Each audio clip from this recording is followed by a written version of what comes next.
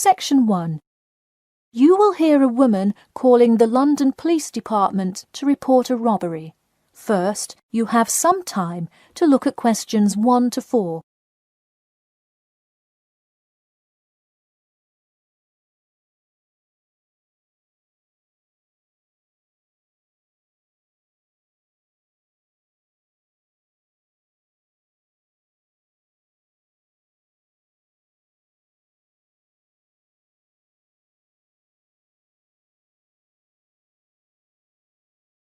You will see that there is an example which has been done for you.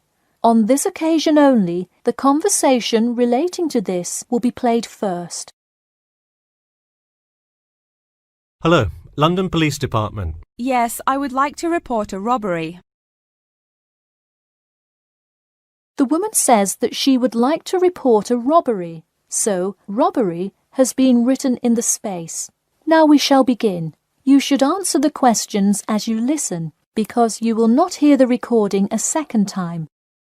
Listen carefully and answer questions 1 to 4. Hello, London Police Department. Yes, I would like to report a robbery. All right, just a minute while I pull up the form. OK, could you give me your first and last name? Anna Grieg. Anna Gregg. G-R-E-G? No, Grieg. G-R-I-E-G. Got it. All right, moving on.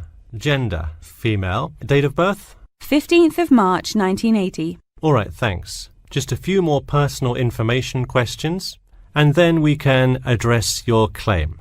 All right. What's the address? 4 Ellendale Street. That's E-L-L-E-N-D-A-L-E. Oh, right, Ellendale Street. Yeah, we've had a lot of break-ins in that area lately. And the postal code? W5 2AT. And are you a citizen of the UK? No. OK. What type of citizenship do you have? Well, I lived in the United States for most of my life, but I am actually of Grenadian nationality. OK. So is that the country that issued your passport? Yes. All right.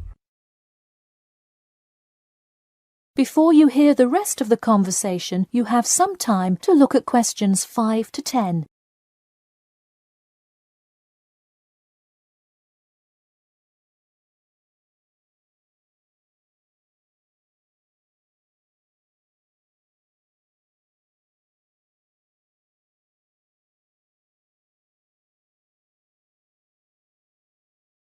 Now listen and answer questions 5 to 10. And what is the crime you're reporting? I already said a robbery. Oh, right. Sorry. This is about the 100th robbery report I've filled out today. Have you had any prior break-ins? In the building or just my flat? The unit below mine got broken into last year. No. Just your flat. Oh, then no, not here. All right. Let's see here. Can you think of anything that was out of the ordinary around your building, or anyone who may have had reason to do this? No, it seemed like just a normal evening. I didn't see anyone suspicious and can't think of anyone that would target me specifically. How long has this been your place of residence? Let me think. I moved in on February 1st and it's October, so it's been about 8 months already. Wow, time flies. And that is just for Ellendale, yeah? Yes, I have lived in the UK for just over 1 year. I see. Can you give me the first and last names of all members of the household? Actually, I live alone. OK, so no other occupants. And can you give me a brief account of what happened? I left to go to a dinner party at 6 p.m. and when I returned at 11, I found the place ransacked and a lot of my things gone. Any sign of forced entry? Yes, the back door was wide open and it looked like someone used a crowbar to force it open. I see. And just to be clear, was the door locked when you left? Of course. Hey, you would be surprised how many reports we get where people have failed to lock their doors. Now, I need you to list any missing items valued above £200. So far, I'm missing my computer, my purse with my wallet in it, and the TV. OK, let's start with the computer. What is the estimated value? £500. And what is the serial number? G416870. Thank you. And a visual description? It is a black 13-inch PEMDAS cloud book. There is an Oxford sticker on the lid. Okay, and could you give me a description of the purse? Sure, it's a Claude Frieda shoulder bag and the material is silver-coloured cloth. Price? £300. Okay, that concludes my report. I'll submit it and we'll let you know of any developments. That is the end of section 1. You now have half a minute to check your answers.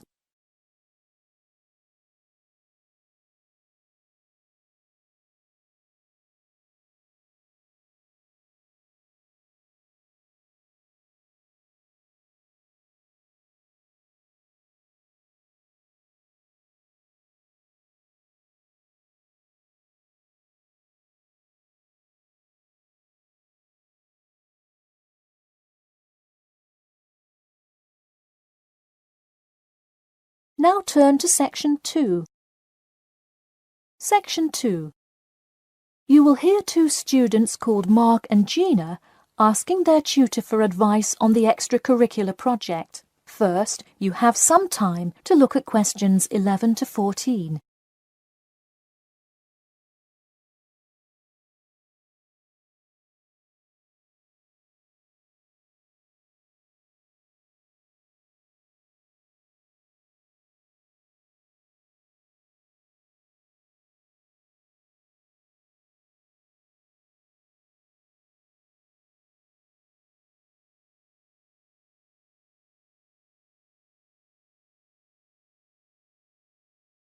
Now listen carefully and answer questions 11 to 14. Hi Mark. Hi Gina. What can I help you with? So we were hoping you could help us with this extracurricular project. Sure. What is the topic? Attending business school. This sounds like a great idea. So you're going to explain the requirements for getting into business school? Not exactly. It will be more broadly about the experience, the academics, accommodation, and social experience that comes with being part of the business school. I see. So would your audience be the general public? Well, we would probably want more to focus on members of the institution. We would especially like to reach individual applicants to the business school. I see. Now, what form will this information be? You could give a talk to all the summer courses. All you'd need is permission from the course director. Or you could pass out information outside the student union. Those are both good ideas. What about sending out pamphlets in the mail? Most college students never check their mail. Maybe you could make a video and show it on campus. That's a great idea. We'll do the video. Great. And as members of the business school, do you have an incentive to attract new students? If so, this idea is a great way to do that. No, the idea actually came about because of how much students like us worry about their studies. Yeah, when I got into business school, there were a lot of things I had not prepared for, so the video would cover a lot of things Mark and I wish we had known upon entering business school. Right. Before you hear the rest of the talk, you have some time to look at questions 15 to 20.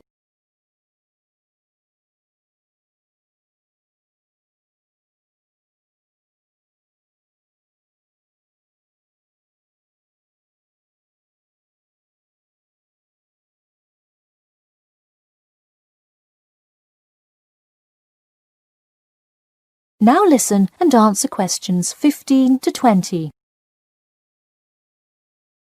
What would you talk about first? The first and probably most important section would be academics. Good idea. So, would you provide guidance on what courses to take? We want to focus especially on the approaches professors take, their teaching methods. It is far different than what students are used to in high school and even in liberal arts college. Good idea. And how long do you think you would spend explaining academics? We'll probably spend 7 minutes on it. We also have some ideas for talking about housing, food options and stuff like that. We're not really sure how to tie it all together though.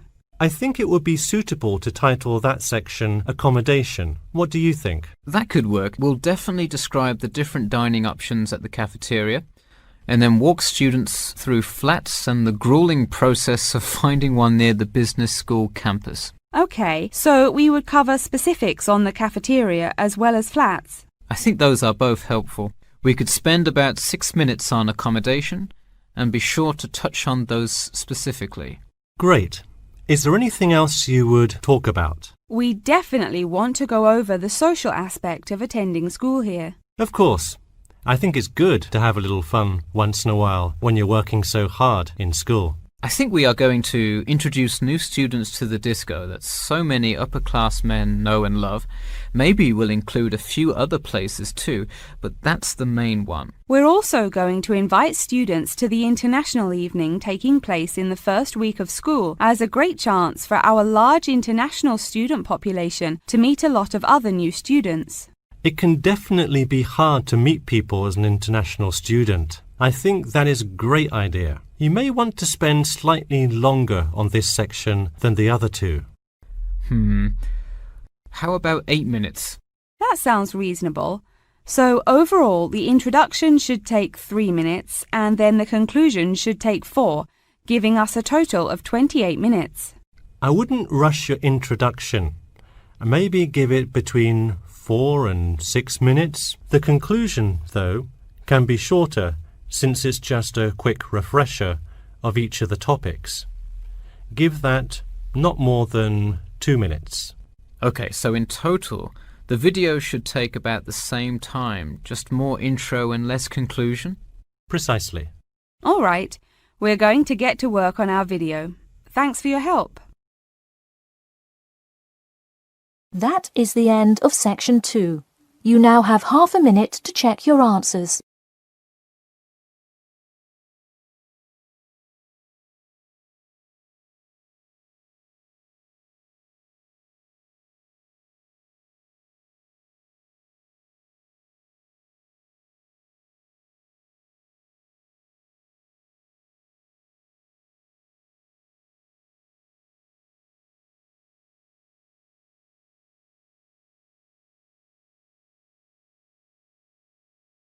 Now turn to section 3.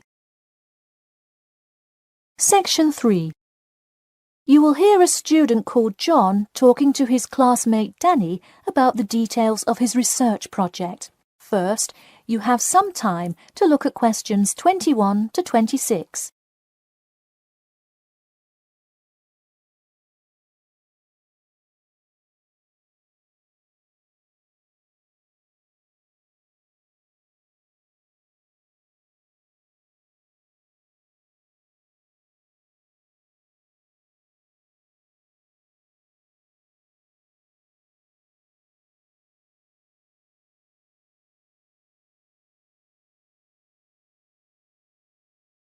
Now, listen carefully and answer questions 21 to 26. So, tell me about your research project, John. I created a questionnaire for the study to determine people's opinions of the relative feasibility of earning a living in Brisbane. Oh, cool. How is it scored? Are they all multiple choice questions? Well, the questions consist primarily of yes or no responses.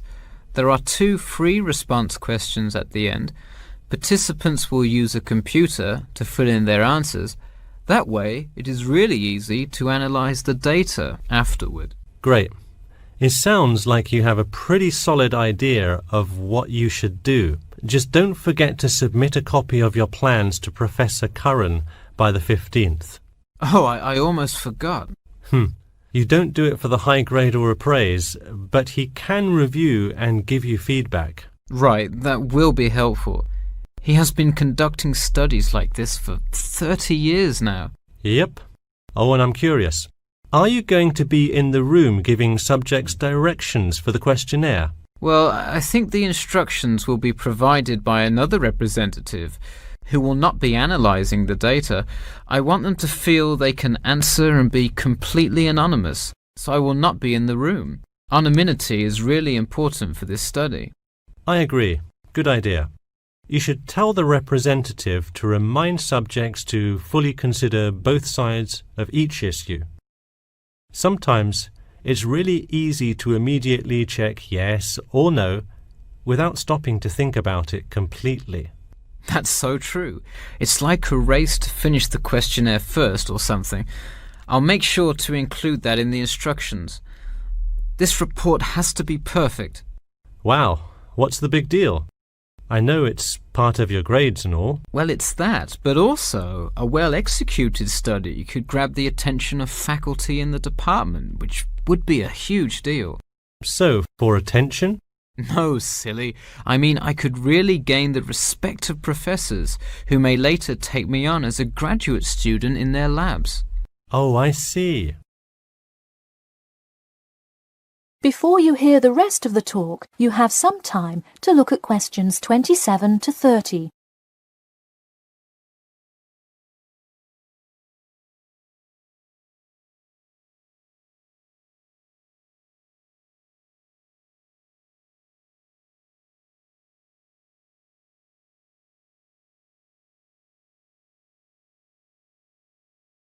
Now, listen carefully and answer questions 27 to 30. Let me take a look at the survey. Wow, this looks great. The map of the median income by region is a great tool. Where did you find it? Well, thanks. I read a lot of sources and just noticed this one in a small psychology journal called Modern Psychology. It's more helpful than the photo I added, but I think the photo is just so interesting. It was in the newspaper last year during that huge wage strike. It's great. Probably not necessary, but it looks great. I don't understand. What is WKRX's involvement here? Oh, the radio station agreed to sponsor the study if I play their station in the room. Wow, interesting. So you don't have to pay for any of this? Exactly. Nice. Where did you get that idea? Last month, at the Psychology Club Council meeting, someone talked about how easy it is to get sponsorship from local businesses, so I listened to their advice and called around. I'll have to remember that. Well, this all looks great. Good luck. That is the end of section 3. You now have half a minute to check your answers.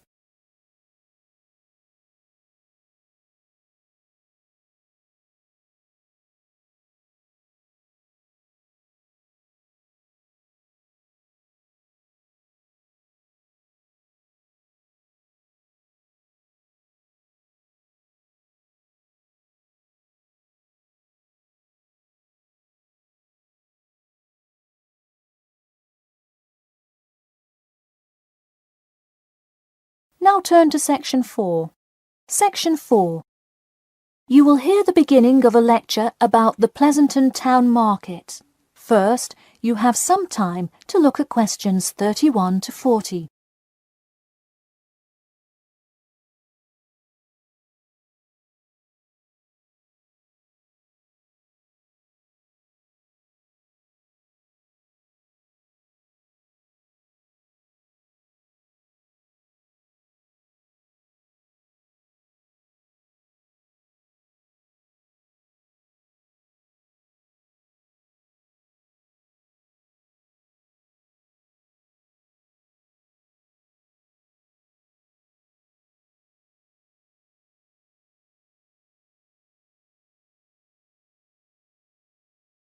Now, listen carefully and answer questions 31 to 40. Good afternoon. In the last few lectures, we've been covering the social and political pressures that influenced the rise of the rebellion of 1679. Today, I would like to focus on the Pleasanton Town Market. Now, why are we talking all about some market? It's not like it was the first market ever, or even a particularly large market. The Pleasanton Town Market is important because it is often mentioned in the literature found in the library. If you have ever been there, you have probably seen all of the handcrafted items sold there now. But what was originally bought and sold in the town market? In the beginning, the market sold products such as meats, furs, and simple tools. Over time, though, it became known as the place to find quality livestock. People came from all over the world to find the biggest and best cows, pigs, and chickens. In fact, the profits from the town market became the savior of a plummeting economy during a time of much turmoil. Not to be confused with the Reconstruction era, a period of rapid development came about in the 1660s as a result of the market's vendors contributing their profits to building up much-needed public facilities and defense, which would later make a huge impact on the outcome of the war. For many years, the market flourished and began to draw in large tourism crowds in addition to the throngs of livestock customers. However, as revolutions in farming came about, more people moved to farms far from the city centre. Customers grew more and more reluctant to travel all the way to the town centre for their meats, when they could easily choose to buy from local farmers near them for a fraction of the price. With such a fall in the profits of the town's major profit generator, some quality town planning was needed. In the mayoral election of 1668, a young man of little fame just barely claimed the popular vote, none other than the now legendary John C. Wiley. Wiley's first decision as mayor of Pleasanton was to deal with the quickly failing town market. The building with the large clock was a landmark that had symbolized growth in Pleasanton for a generation. Wiley decided to use the notoriety of the town market to set an example. During the historical Rotterdam Rebellion, Wiley gave all those involved lifetime prison sentences in the very same building. It stayed a prison for about 50 more years until they transported all remaining prisoners to other facilities and turned it into the historical monument today.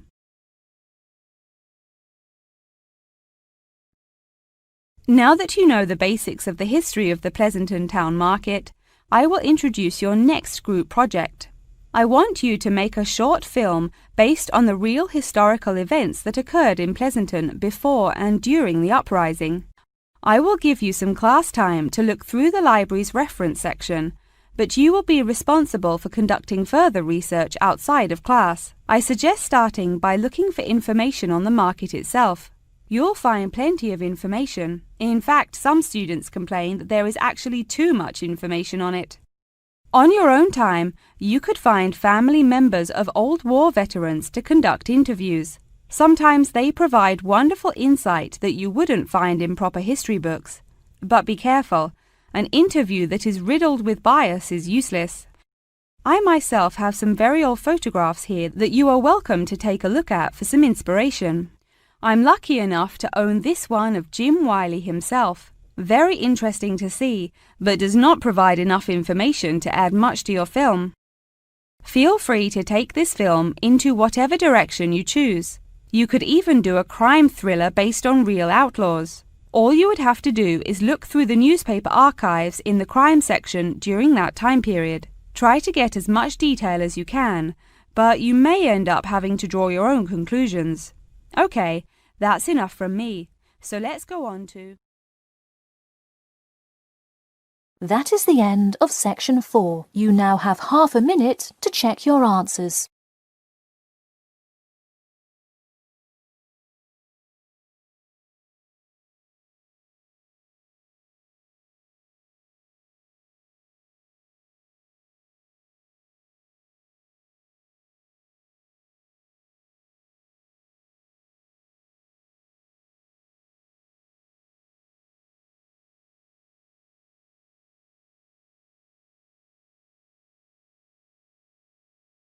That is the end of the listening test.